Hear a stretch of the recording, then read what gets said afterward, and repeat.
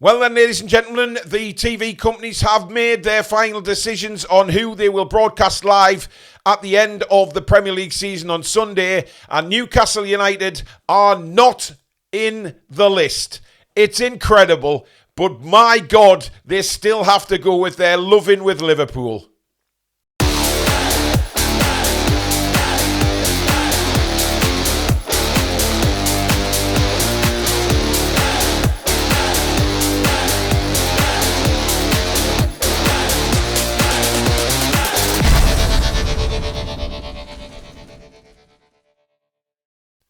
Hi everybody, welcome back to the Toon review for today's Newcastle United news. My name's Paul, thank you again for tuning in. So Sky Sports have decided to go with an absolute dead rubber on Sunday, which is Liverpool against Crystal Palace. The other one they're doing, granted, Forest and Chelsea, that has a lot of meaning. That has meaning.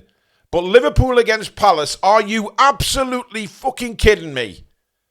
It's a dead rubber game. Liverpool already won the championship weeks ago. Palace, yes, FA Cup winners granted. But the game means nothing. And Sky and TNT for the last few weeks have been making this big thing about race for the top 5, race for the Champions League. Yet when it comes to the crunch, they decide to go with their loving with Liverpool again. And we all know that Sky Sports have a massive loving with Liverpool Football Club. And that's the only reason they're broadcasting the game.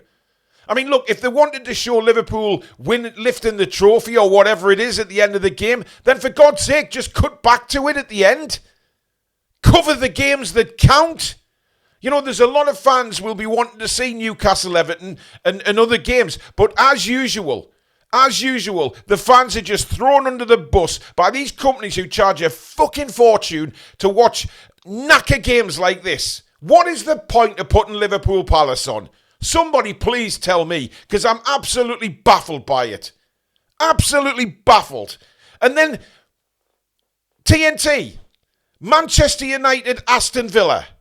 Jesus Christ. Honestly, Manchester United and Liverpool, even though Man United are so crap, they still decide to go with them. It's unbelievable. You honestly, I could say you couldn't write a script, but you could write a script because it's an absolute fucking farce. It really is. These clubs do not deserve to be on. I know Aston Villa are going for the top 5, right? But it's a nothing game at Old Trafford. You know, Manchester United are terrible to watch. There's no interest in that at all. Newcastle United, and I'm not just saying this because I'm a Newcastle fan by any stretch of the imagination here. But Newcastle United, everybody is intrigued to see if they can make the Champions League because there's a story there. There's a story with Newcastle United this season. Individual basis, you've got the story of Dan Burn coming through. You've got the fans who've been through absolute hell, but we've won a trophy domestically for the first time in 70 years and could finish in a Champions League space in the same season. There's a story there. Where is the story at Old Trafford? And there's no fucking story at Anfield. Absolutely none. Liverpool won the title weeks ago. It's incredible. And people continue to pay these companies hundreds of pounds a year to watch football. It's a disgrace. You know, the 3 p.m. blackout is a disgrace anyway, but us as fans, regular fans of the game, are screwed because of the cartel getting in there constantly. You know, Liverpool and Man United, they have to be on the final day, don't they? They just have to be. It's unreal. There's a huge game at St James's Park, and Liverpool against Palace is one of the games they decide to go ahead with. Now look, Villa are battling for the top 5, so I kind of understand that, okay?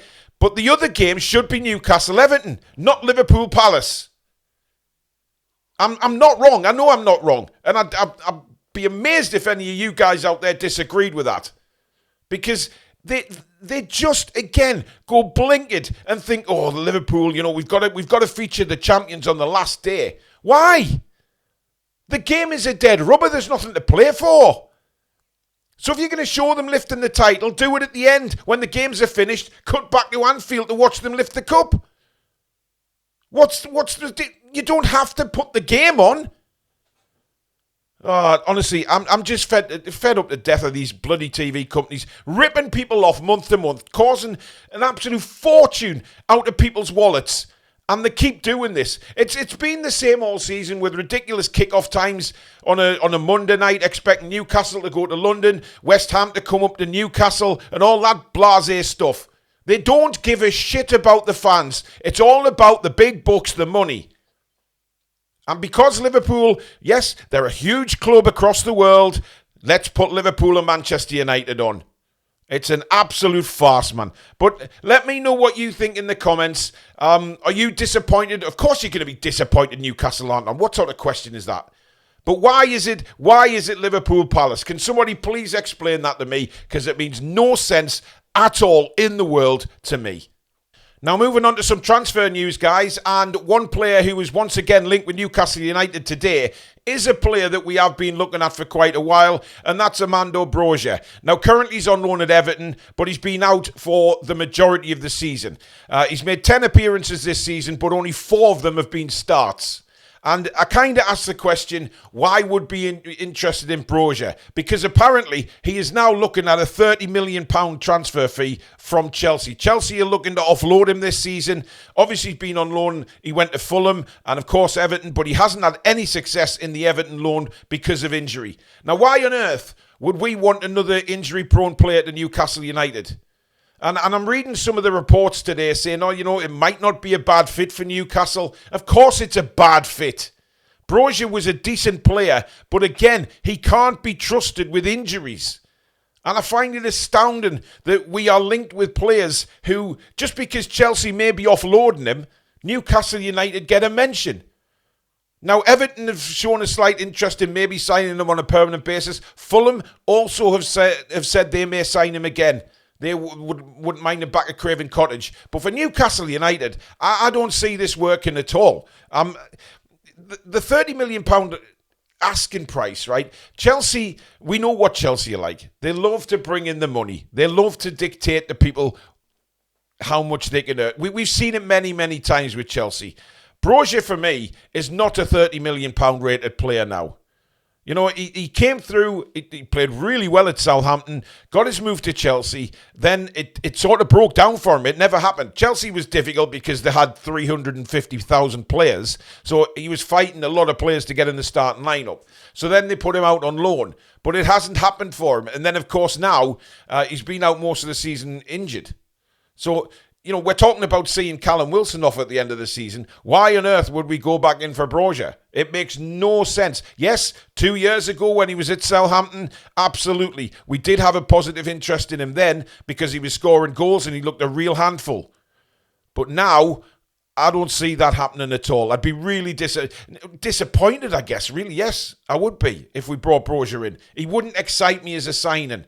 Certainly not for 30 million quid. There is other players out there who I would gladly sign for 30 million pound that are much more, less injury prone and more dynamic than Armando Broja. But let me know in the comments, as usual, what you think. Would Broja excite you if we were to bring him in to Newcastle United? And finally, guys, Liam Delap certainly looked as if Manchester United was the club that he was going to end up at. However, that seems to have all changed now due to the result in the Europa League final last night. Of course, Manchester United losing to Spurs. Boo-hoo. And it may now change players' minds about their destination in the summer.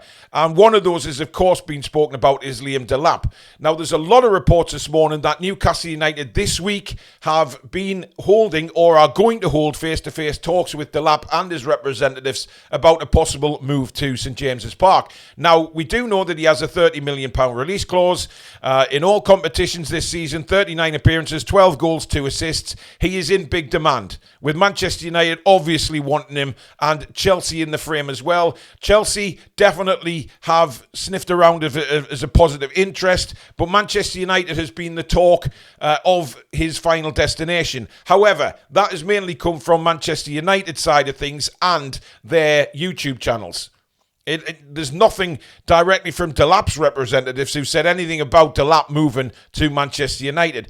But this could change a lot of things for a lot of players who were linked with Manchester United, because I'm sure Manchester United were counting on being in the Champions League to attract these players to Old Trafford. We know that Cunha deal is almost done. However, Gyökeres was another one who was expected to move to Old Trafford this summer.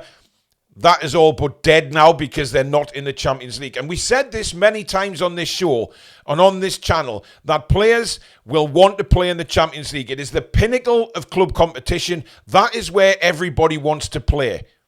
And that's what I was worried about Newcastle United not making the Champions League, was the kind of player that we could attract to the club if we hadn't got Champions League, or when we don't get Champions League. We could be looking at the next level down of player, because the real elite players want to be in the Champions League. Now, Liam Delap, I'm not sure that, all the talk is right about Delap. He's had one good season in the Premier League. Don't get me wrong, great player. Really like what I've seen from Liam Delap this season. He's strong, he's physical, and he knows where the back of the net is. And to get 12 goals in an Ipswich side who struggled all season, I think is quite frankly remarkable.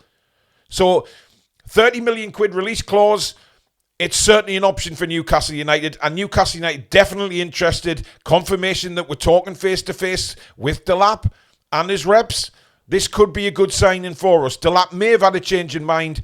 Of course, Manchester United not in the Champions League. So there's a whole host of players now that could swing on. As to, they were probably thinking about going to Old Trafford if they were in the Champions League and a whole rebuild thing. But now they're not. They're not in Europe at all next season. There's a lot of players who will have a change of heart, and it sounds like Delap maybe is one of those players. Newcastle to hold talks. Nothing said about when Chelsea, or if Chelsea actually are going to hold talks with Delap, but that £30 million release clause is a certain eye-opener to Newcastle United now, because Manchester United are not in the Champions League. But listen, it's going to be exciting whatever happens this season, isn't it? It really is. The summer transfer window is going to be a massive buzz for everybody. And that opens in just a few days' time, of course. A few days' time. June the 1st. For 10 days. Expect us to be busy. But there you go. That is the latest news, guys. Thank you so much for watching. As usual, if you have enjoyed it, please give it the thumbs up. And please do subscribe if you are new to the channel and you've just found us. Fantastic community here. Make sure you hit that notification bell as well so you never miss an upload or a live show. And of course, check the website out, thetoonreview.com, for all your merchandise. But thank you very much for watching. Leave a comment with all the subjects today as to how you're feeling about everything. And we'll see you very soon. Take care.